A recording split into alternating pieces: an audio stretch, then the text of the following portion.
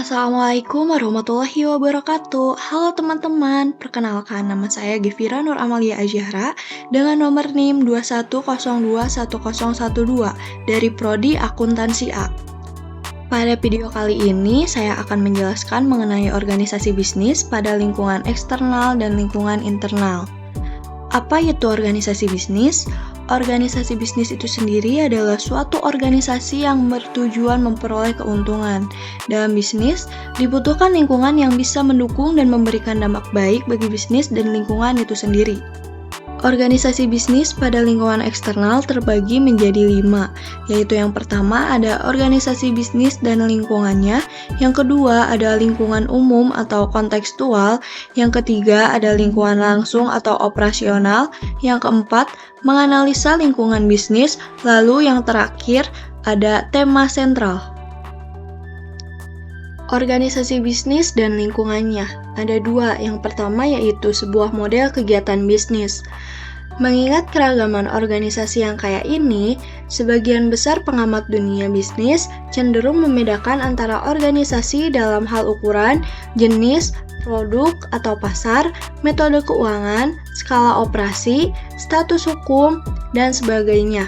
Sementara perbedaan tersebut sah dan informatif, mereka dapat menyembunyikan fakta bahwa semua organisasi bisnis pada akhirnya terlibat dalam aktivitas dasar yang sama, yaitu transformasi masukan sumber daya menjadi keluaran barang atau jasa.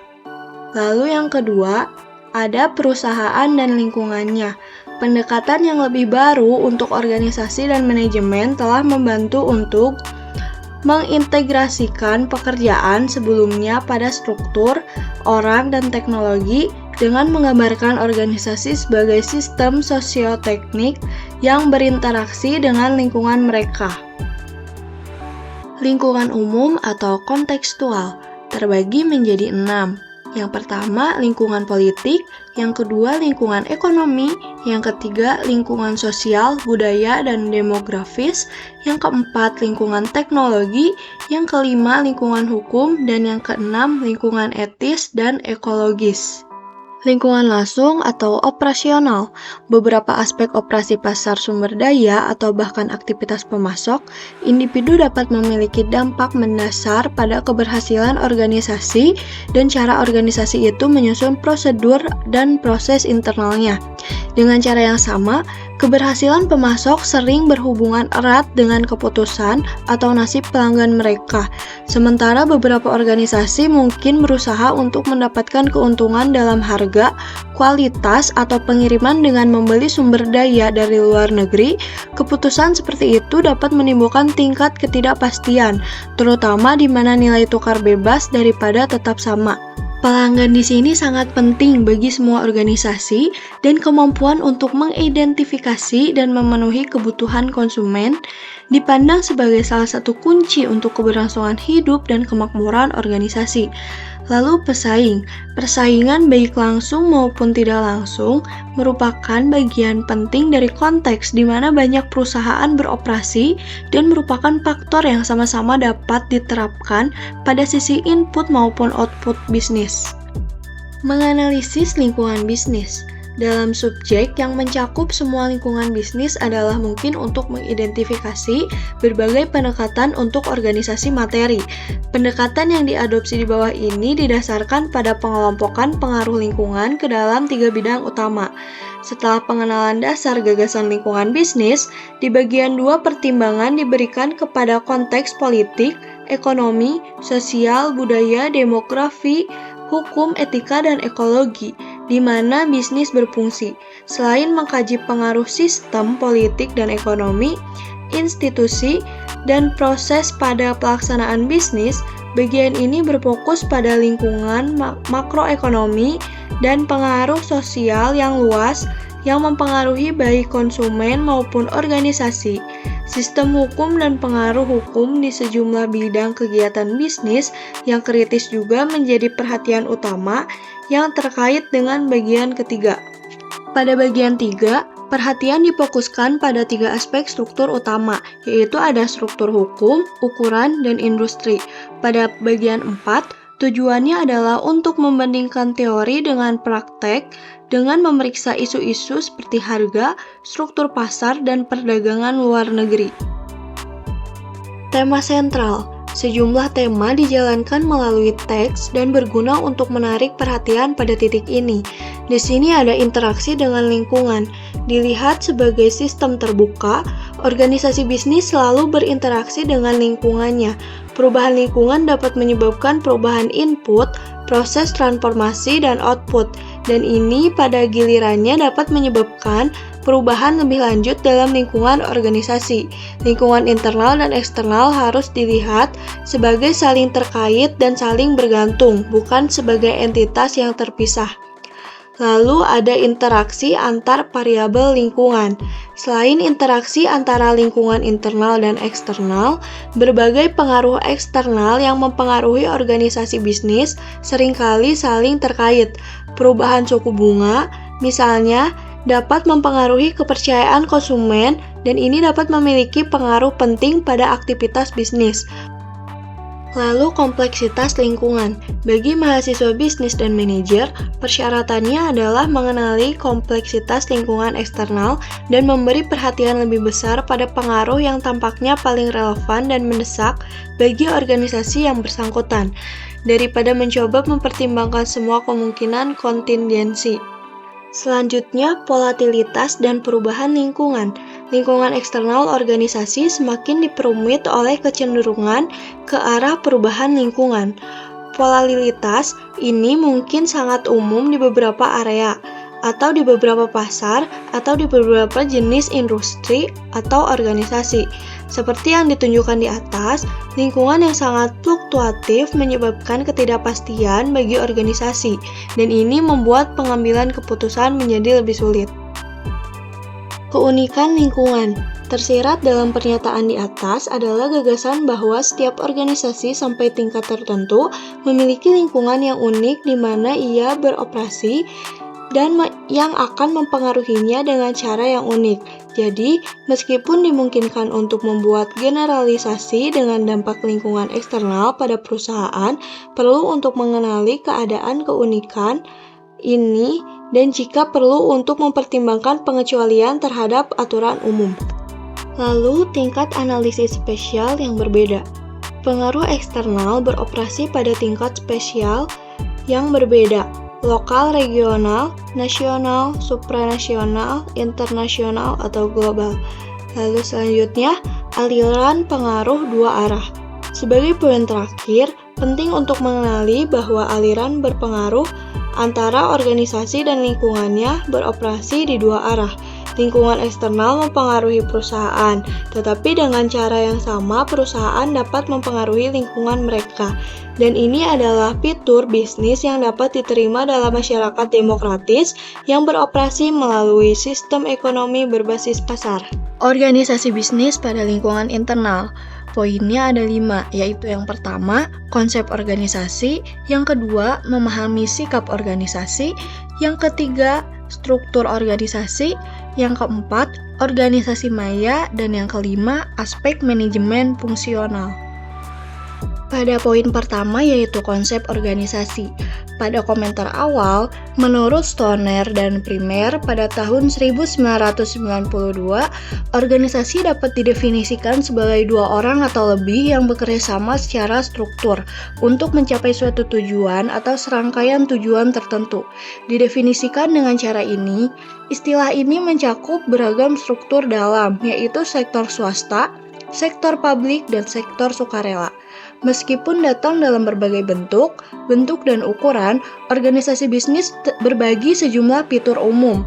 Mullins pada tahun 2013 mengidentifikasi 4 fitur tersebut, yaitu orang, tujuan, struktur, dan manajemen. Memahami sifat organisasi, teori organisasi, dan manajemen. Untuk mendapatkan wawasan tentang prinsip-prinsip yang dirasakan mendasari proses manajemen, ada baiknya melakukan pemeriksaan singkat tentang teori organisasi. Secara garis besar, teori atau pendekatan ini dapat dipecah menjadi 3 kategori utama, yaitu pendekatan klasik, pendekatan hubungan manusia, dan pendekatan sistem. Pendekatan klasik. Para klasikis memandang organisasi sebagai struktur formal didirikan untuk mencapai sejumlah tujuan tertentu di bawah arahan manajemen, dengan menekankan pada tujuan, struktur, hierarki, dan prinsip-prinsip umum. Lalu, pendekatan hubungan manusia. Para ahli teori hubungan manusia terutama menaruh perhatian pada isu-isu seperti motivasi individu, kepemimpinan, komunikasi, dan dinamika kelompok, dan telah menekankan pentingnya pola hubungan informal yang ada dalam struktur formal. Lalu pendekatan sistem. Pendekatan yang lebih baru untuk organisasi dan manajemen telah membantu untuk mengintegrasikan pekerjaan sebelumnya pada struktur, orang, dan teknologi dengan menggambarkan organisasi sebagai sistem sosioteknik yang berinteraksi dengan lingkungan mereka.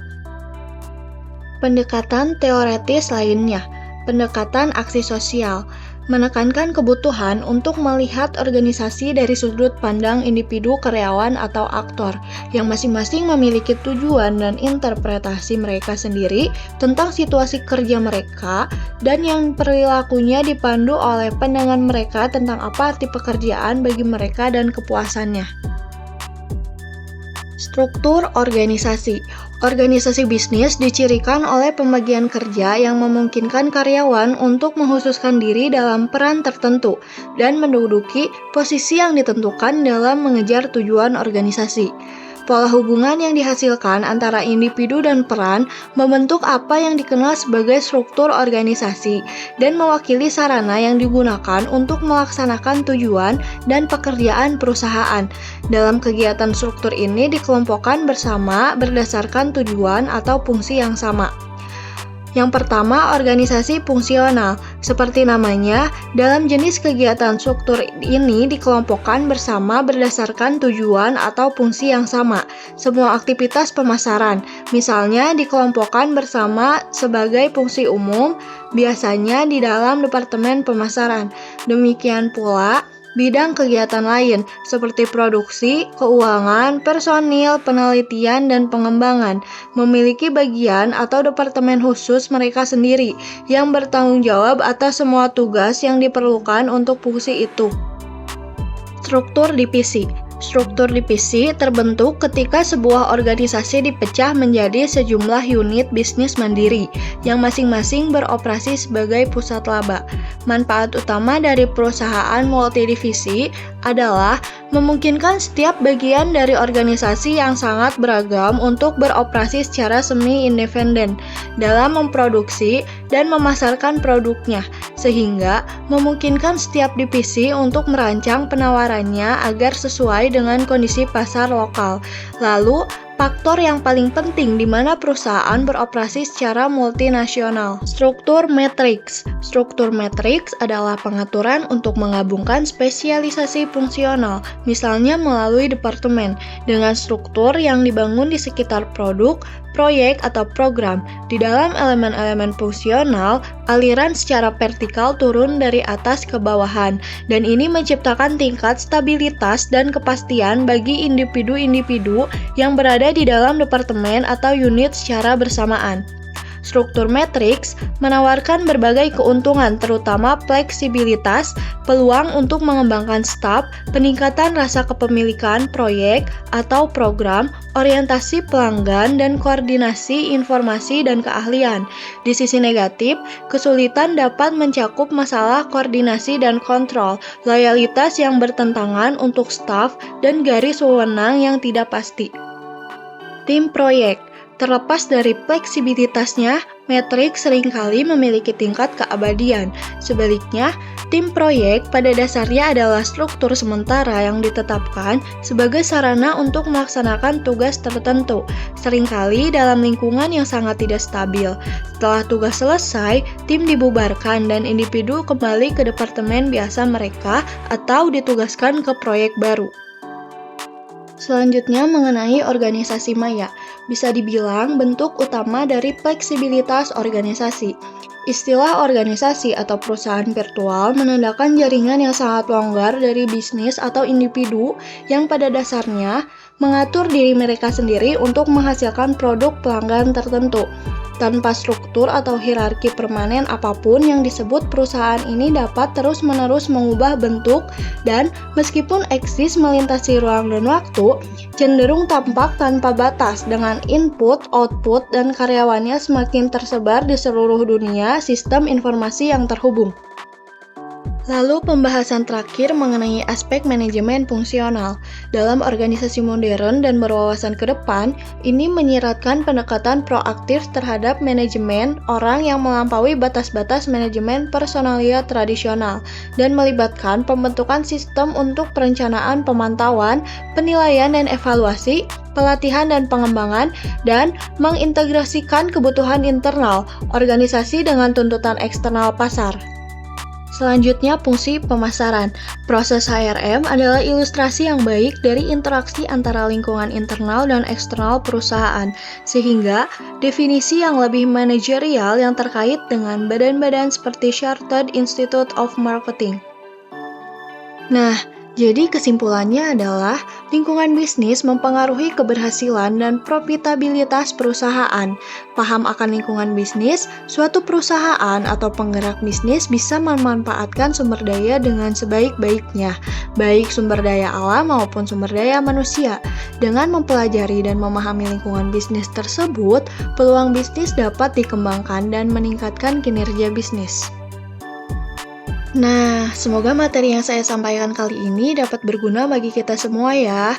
Terima kasih atas perhatiannya dan sampai jumpa lagi teman-teman. Wassalamualaikum warahmatullahi wabarakatuh.